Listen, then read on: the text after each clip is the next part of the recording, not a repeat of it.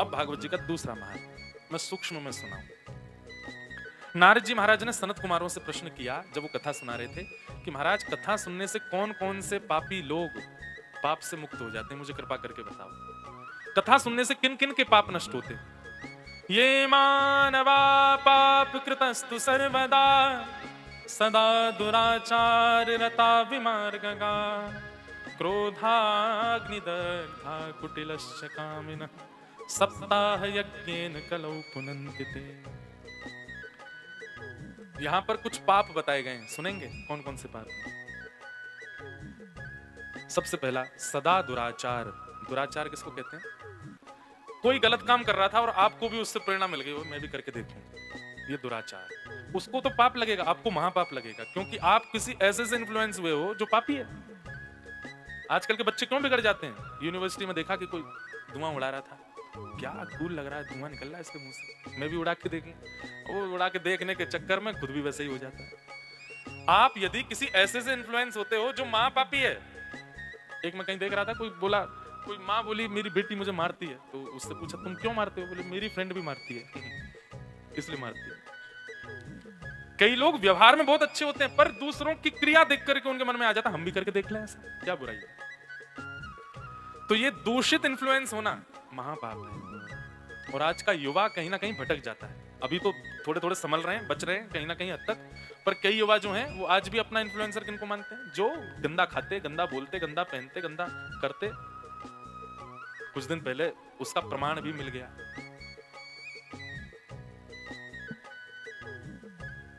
मेरी मेरी प्रार्थना है कि किसी ऐसे से इन्फ्लुएंस मत हो जिसके विचार और भाव और क्रिया शुद्ध नहीं, वो महापाप है। ये मानवा पाप कृतस्तु सर्वदा सदा दुराचार। पहला पाप सदा दुराचार। दूसरा आया विमार्गगा। दूसरा पाप क्या है? माँ ने, पिता ने, गुरु ने और शास्त्रों ने जिस मार्ग पर जाने से मना किया है उस मार्ग पर जाना, ये महापाप है। विमार्गगा, गलत रास्ते को चुन लेना और उस पर चलने लगना। और फिर क्या आया? तीसरा क्रोधाग्नि दग्धा, भयंकर गुस्सा होना, भयानक क्रोध होना, छोटी छोटी बातों पर पूरे घर को अधर कर देना। एक बात बता दें आपको, किसी को बहुत ज्यादा गुस्सा आता है, अतीत में गुस्सा आता है, पर गुस्सा किस लिए आता है? सुधार के लिए।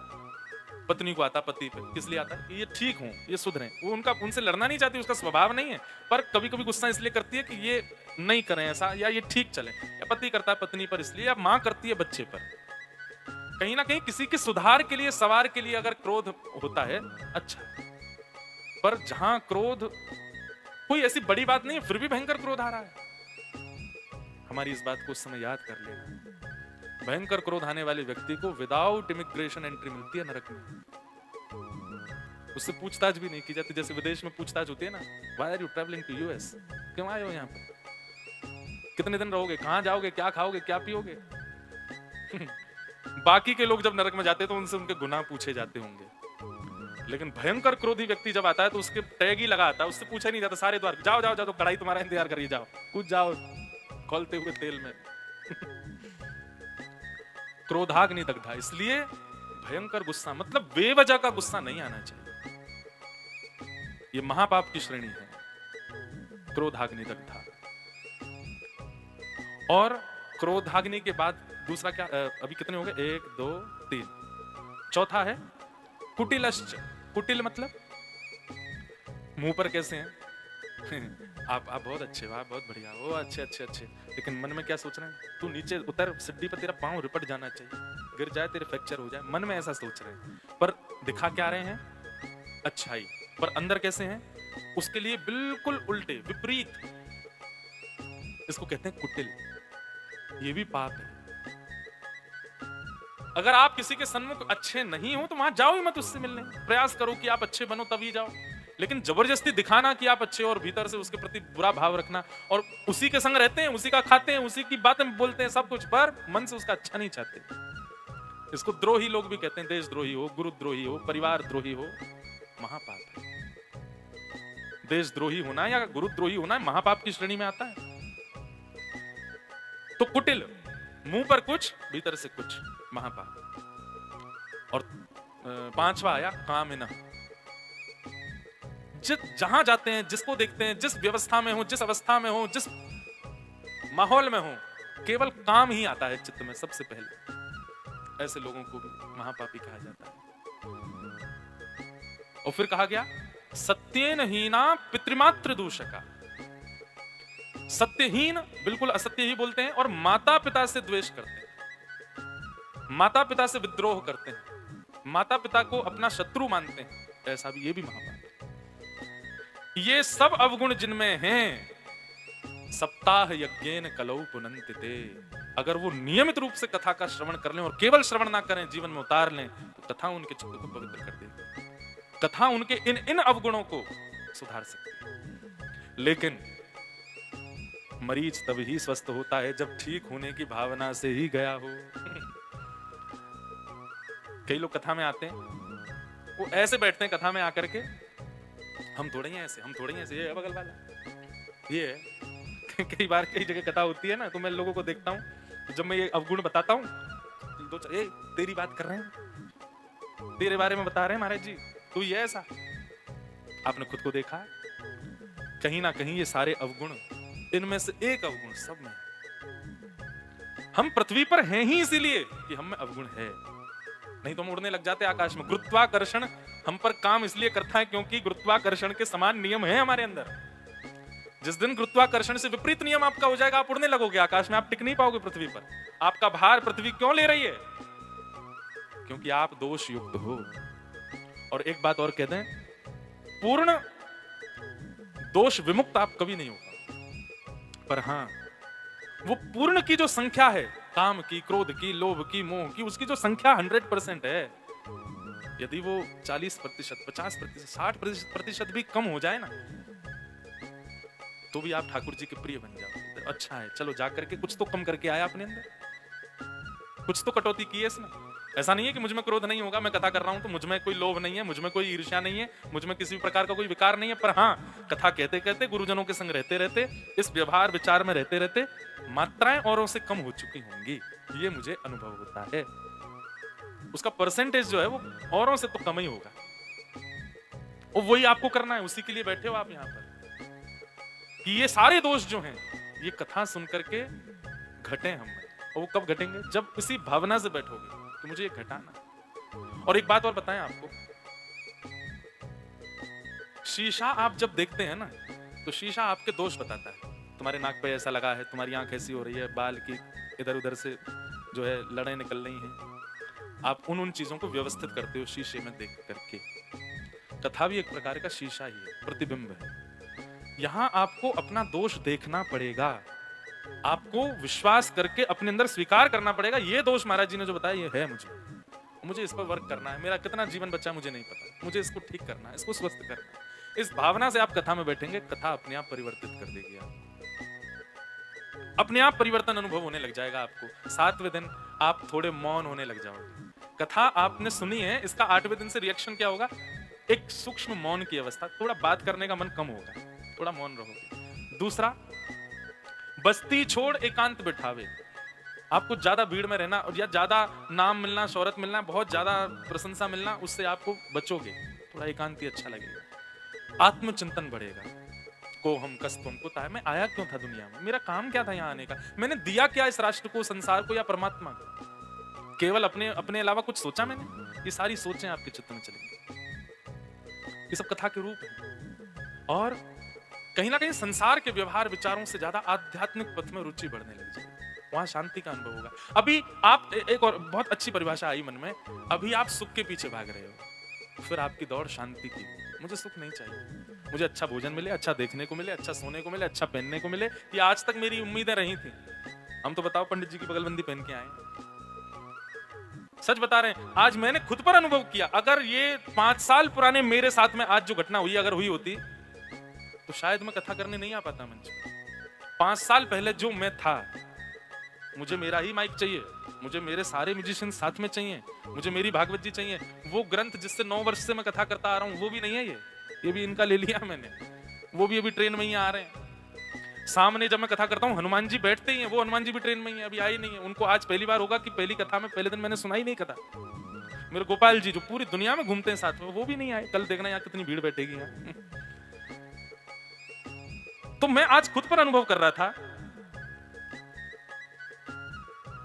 कि मैं, अच्छा एक मेरा हैंडबैग और था। देखो कैसी घटना घटी। हैंडबैग था मेरे साथ में, तो जब हम आ रहे थे भुवनेश्वर से, तो हमारे एक पंडित जी और थे साथ में। बोले इसको कहाँ लादे डोलेंगे, इसको भी दे दो लगेज में। उसमें था बैटरी बैंक। अब जैसे ही फ्लाइट में मैं बैठा हूँ, गेट क्लोज के टाइम में तब आए, बोले कि आपका महाराज जी 2 बैग है। मैंने कहा एक बैग में बैटरी बैंक है। मैंने कहा ये किसने धर दी भैया। मैंने अब क्या होगा। बोले वो बैग तो निकालना पड़ेगा। मैंने कहा बैटरी बैंक निकाल के बैग धर दो। बोले नहीं, बैग ही पूरा जाएगा आपका। मैंने कहा कैसे आएगा। बोले अगली फ्लाइट से आएगा। मैंने उसके लिए क्या करना। बोले आप एयरपोर्ट पे ही रुकना, इतनी देर वेट करना। मैंने रुको, रात में एक और व्यक्ति हमारे आ रहे हैं 11 बजे वाली फ्लाइट से, वो ले जाएंगे, उनको बाहर दे दो। मुझे क्या पता था कि यहाँ ट्रेन भी नहीं आ रही है। तो जो 2 जोड़ी कपड़े उसमें थे वो भी नहीं आए। बिल्कुल शून्य आया हूँ आज मैं कथा करने। कुछ नहीं है मेरे पास, केवल मेरा फोन था। धोती भी किसी से मांगी, बगलबंदी भी किसी से मांगी, और भगवान की कृपा से शॉल भी किसी से मांगी। ये मिल गए तो मैं पहन के आ गया, और इसके बाद भी मैं बहुत प्रसन्न हूँ। मुझे बिल्कुल चिंता नहीं हुई। मैंने किसी को बताया फोन करके कि ऐसा ऐसा हुआ, तो सामने वाला बोला तुम ज्यादा परेशान मत हो ना। मैंने कहा मुझे तो हंसी आती है, मैं तो बहुत खुश हूँ। ये खुद के अंदर अनुभव किया, तो मैं आपको कह रहा हूं कि एक समय ऐसा आएगा, व्यवस्थाएं आपकी प्रायोरिटी नहीं होंगी। आप अपनी इंद्रियों को प्रधानता देने की नहीं विचार करोगे, आप अपने चित्त को प्रधानता देंगे। हाँ, इस बात से मैं जरूर थोड़ा सा संकोच में था कि मैं कथा कैसे कहूंगा। अधिकतर सब जगह लोग वैसे आते हैं जो पहले से सुने हुए हैं कथा, भाव वाले हो, बड़े सब आनंद से नाच रहे हैं, गा रहे हैं। सब नए लोग, सीमित लोग कैसे कहेंगे। तो उसका सुख मुझे यहाँ के माहौल में मिल ही गया, आनंद हो ही गया। तो कहीं ना कहीं आप अभी तक सुख के पीछे भाग रहे थे, पर फिर आप शांति के पीछे जाओगे। और जब शांति के पीछे आपकी दौड़ लगती है, तो सुख आपकी इंद्रियों को मिलता है, शांति आपके मन को मिलती है। तो कथा वही परिवर्तन करती है आपके चित्त में। आप सुख नहीं, शांति चाहोगे। तो ये सारे पाप कथा सुनने से मुक्त होते हैं, लेकिन कब। जब अपने पाप को स्वीकार कर लोगे अंदर, हाँ ये है मुझ में, या ये था मुझ में। कुछ किया नहीं, पर अब अवस्था की वजह से उस स्थिति में नहीं हूं, तो परिवर्तन करना। फिर यहां पर एक आत्मदेव नाम के ब्राह्मण थे, उनके कोई संतान नहीं थी, उनकी कथा बताई गई। वो अपनी आत्महत्या करने के लिए वन में जा रहे थे, तभी एक संत उनको मिले। उन्होंने पूछा क्या नाम है तुम्हारा। बोले आत्मदेव। क्या कर रहे हो, आत्महत्या क्यों। संतान नहीं है मेरी। तब उन्होंने एक बहुत अच्छा सूत्र दिया, सुनिएगा। वे संत कहते हैं महात्मा में कि ठाकुर जी, अच्छा वो सूत्र देते हैं, अच्छा एक बात बताओ, कोई व्यक्ति सफर पर जा रहा है अकेला, और उसके पास में 4 सामान है, वो ज्यादा सुखी है, या जो सफर पर गया है उसके पास केवल 1 सामान है, वो ज्यादा सुखी है, या है ही नहीं वो ज्यादा सुखी है।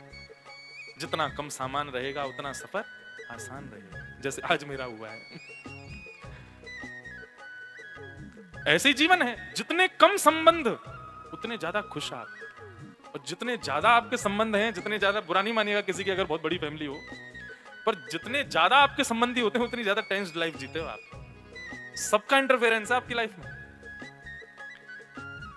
आत्मदेव को संत कहते हैं अच्छा है ना, तुम हो, तुम्हारी पत्नी, बस 2 ही तो हो, ठीक है, अब किस बात की चिंता कर रहे हो। ठाकुर जी ने तुमको बल्कि सामान कम दिया है, अपने सफर को आराम से पार कर लो, ये जबरदस्ती की चिंता क्यों ले रखी है सिर पर तुमने। लेकिन वही है ना, अज्ञानी व्यक्ति को बातें समझ नहीं आती। आत्मदेव ने, अरे आप क्या जानो, आप तो महात्मा पक्कड़ बाबा, आपको क्या पता, गृहस्थ आश्रम में जब तक संतान ना हो तब तक माता पिता को कितनी पीड़ा होती है। संत बोले तुम बहुत दुखी लगते हो, इधर आओ। अपने झोली में से एक सेब निकाल करके दिया, बोले लो अपनी पत्नी को जाके खिला देना, तुम्हारे घर में एक संतान हो। पर याद रहे पत्नी को कुछ नियम पालन करने होंगे 1 साल तक। क्या क्या। सत्यम शौचम दया दानम एक भुक्तुम तु भोजनम वर्षावधि स्त्रिया कार्यम तेन पुत्रोति निर्मल। सबसे पहला सत्य बोलना पड़ेगा। जब ये फल खा ले तब से लेके जब तक बालक जन्म ना ले असत्य ना बोले। ये हर गर्भ सगर्भा माता कर सकती है। जिनके भी गर्भ में बालक है उन माताओं को ये 5 नियम पालन करने हैं, उनका बालक दिव्य ही होगा। सबसे पहला सत्य, झूठ ना बोले, सत्य बोले। हमें ऐसा लगता है कि बच्चे के जन्म के बाद उसकी परवरिश होती है तो ही वो बालक सुधरता है। कई बार देखा गया है कि बच्चे की अपब्रिंगिंग बहुत अच्छी थी, लेकिन फिर भी वो बालक बिगड़ जाता है 15-16 साल में जाके। क्यों? माँ के 9 महीने के सगर्भा स्थिति का ज्यादा इंपैक्ट पड़ता है बालक पर। उस समय 9 महीने क्या करे? सत्यम, झूठ ना बोले। दूसरा शौचम, जितना हो सके पवित्र रखने का प्रयास करे, धुले हुए वस्त्र पहने, आसपास भी शुद्धता रखे, मानसिक भी शुद्ध रहे, किसी के बारे में गलत विचार आदि दूषित ना सोचे। सत्यम शौचम और तीसरा दया। शत्रु भी सामने आ जाए तो उस पर भी दया करे, सगर्भा माता, उस पर भी दया भाव रखे, किसी के प्रति द्वेष भाव नहीं। सत्यम, शौचम, दया, और चौथी बात है दानम। 9 महीने तक प्रतिदिन दान करे, या तो अन्न का करे, या वस्त्र का करे, या धन का करे, या किसी भी वस्तु का करे। उसके हाथ से कुछ जाना चाहिए किसी व्यक्ति को। और अंतिम सबसे कठिन, आप लोग हंस जाओगे सुन के, एक भुक्तुम तो भोजनम, केवल एक बार भोजन करें। आप कहोगे महाराज जी आसान है, बालक गर्भ में और एक बार भोजन, वो तो डॉक्टर भी आपको नहीं बोलेंगे, पर यहां पर कहा गया है एक बार भोजन का मतलब क्या है? ज्यादा संसारी भोजन जो होता है, बहुत तला हुआ, बहुत गरिष्ठ, बिल्कुल ही अन्न, प्योर अन्न, बिल्कुल वैसा, वो एक बार ही पावे, जितना हो सके सामान्य सात्विक प्रसाद पावे। अगर ये 5 नियमों का पालन कोई माता कर लेगी, उसका बालक सामान्य नहीं हो सकता। ये भागवत जी कह रहे हैं। तो ये नियम संत ने बताया आत्मदेव को, जाओ अपनी पत्नी से जाकर के कह देना और ये फल खिला देना, दिव्य बालक होगा। आत्मदेव जी बड़े प्रसन्न हो गए, घर लौट के आए, पत्नी से कहा लो देवी फल खा लो। 5 नियम नहीं बताए और बस ऐसे कह दिया सत्य बोलना और फल खा लो, बहुत दिन से हम लोग बड़ी चिंता में थे, हमारी कोई संतान नहीं होगी, संतान संत ने फल दिया। पत्नी बोली ये भी हमारे पतिदेव भी बड़े बोले, किसी महात्मा ने कुछ दे दिया, बोले इसी से हो जाएगी संतान। अगर ऐसा है तो हमारे घर की गैया भी बांझ है, इसके भी कोई संतान नहीं, इसके हो जाए। गाय को खिला दिया। गाय 5 नियमों का पालन करती है, सत्यम, शौचम, दया, दानम, एक भुक्तुम तु भोजनम। और स्वयं पति अब रोज पूछते हैं देवी कुछ अनुभव हो रहा है क्या, कुछ हो तो मुझे बताना, संत की आज्ञा है, संत का। तो पत्नी इतनी परेशान हो गई, वो बोली सुनो अब मुझे अनुभव होने लगा है, पर मैं यहाँ नहीं रहूंगी, आप अकेले, मैं भी अकेली, कोई मेरी देखभाल करने वाला नहीं, मैं जा रही हूँ मायके और मैं 1 साल वहीं रहूंगी, बालक जन्म लेगा लेके आ जाऊंगा। पतिदेव बड़े सीधे बोले जाओ। चली गई, उसका नाम था धुंधुली। धुंधुली जैसे ही अपने मायके गई, वहां जाकर के बोली क्या करें, पतिदेव आश लगाए बैठे हैं कि मैं बालक लेके आऊंगी। तभी उनकी एक मित्र आई, वो सगर्भा थी, उसके ऑलरेडी 9 बालक हो चुके हैं, 10वां होने वाला, लेकिन घर की स्थिति ऐसी है कि भोजन नहीं बनता घर में, इतना गरीब है। उसने कह दिया, बोले ठीक है काम करोगी, ये 10वां बालक मुझे दे दो, जितना बोलोगी धन दूंगी। राजी हो गई और धन देकर के उस बालक, अब उस टाइम पे फेस टाइम तो था नहीं, उस टाइम पे व्हाट्सएप कॉलिंग तो थी नहीं कि वीडियो कॉल करके पतिदेव के हाँ दिखाओ क्या हो रहा है। 9 महीना 10 महीना 1 साल तक बेचारा कोई कनेक्शन ही नहीं था आत्मदेव जी और उनकी पत्नी के बीच। 10 महीने बाद अपनी सहेली के पुत्र को लेकर के घर आई और आत्मदेव जी आनंद करने लगे, हमारे पुत्र हुआ है। देवी इसका नाम नारायण रखेंगे। नहीं, मेरा नाम धुंधुली, बेटे का नाम धुंधुकारी, जैसी तुम्हारी इच्छा, इसका नाम धुंधुकारी। इतने में ही कुछ घर के सदस्यों ने, सेवकों ने कहा महाराज बधाई हो, आपकी गौशाला में गैया ने भी मानवों जैसे बालक को जन्म दिया। वहां जाकर के देखा तो एक मानवों जैसा बालक, उसके कान जो थे वो गायों जैसे थे। नाम उसका रखा गोकर्ण। धीरे धीरे दोनों बालक बड़े होने लगे। धुंधुकारी बहुत दुष्ट और गोकर्ण पंडित ज्ञानी। देखिए किसका असर पड़ा, 9 महीने जो माँ का जीवन है बस उसी का। एक बात हम कह दें, स्त्री जो है ना, ये सबसे बड़ी तपस्विनी है संसार की। ये बस अपने रूप को पहचान जाए कि इनका कर्तव्य क्या है। भाई लोग तो सब जगह आगे आगे डोलते हैं, पर इनका कोई अस्तित्व है नहीं ज्यादा। माताओं का बहुत बड़ा कर्तव्य है। कहीं ना कहीं लोग इस बात को ऑड वे में ले जाते हैं कि सारे नियम माताओं के लिए क्यों है, सब कुछ माताओं के लिए क्यों है, सारे व्रत माताओं के लिए क्यों, भाइयों के लिए कोई व्रत क्यों नहीं है। एक बार कई इंटरव्यू में मुझसे पूछ लिया, सारी चीजें माताओं को क्यों? बोले आपके शास्त्रों में तो महिलाओं को ही समझाओ, ऐसे रहना है, ये करना है, वो भाइयों को क्यों नहीं समझाया जाता। देखो क्लास का मॉनिटर उसी को बनाया जाता है जो पढ़ाई लिखाई में अच्छा हो, जो जिम्मेवार हो। टीचर को जिससे उम्मीद होती है कि क्लास साफ सुथरी रहेगी, सब डिसिप्लिन रहेगा, उसी को ज्यादा जिम्मेवारी दी जाती है। जो स्वयं बिल्कुल डिसिप्लिन नहीं है उसको नहीं कहा जाता। जिम्मेवारियां उसी को दी जाती हैं जिस पर विश्वास भरोसा होता है। ठाकुर जी को विश्वास भरोसा माताओं पर, इसीलिए सारी जिम्मेवारियां भी उन्हीं की हैं। भाइयों का क्या है, इतना ज्यादा कोई विशेष नहीं है भाइयों का नियम, माताओं का।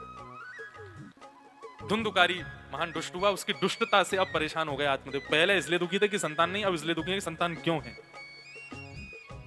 एक दिन घर छोड़ करके चले गए, गोकर्ण गए, सारे दुराचार करने लगा, माता पिता को मारता था, पर स्त्री गमन करता था, जुआ खेलता था, आदि आदि सब। मरने के बाद प्रेत बन गया। ऐसा प्रेत बना कि वो अपनी प्रेत योनि से मुक्त ही नहीं हो पाया। गया जी में श्राद्ध किया तब भी मुक्त नहीं हुआ।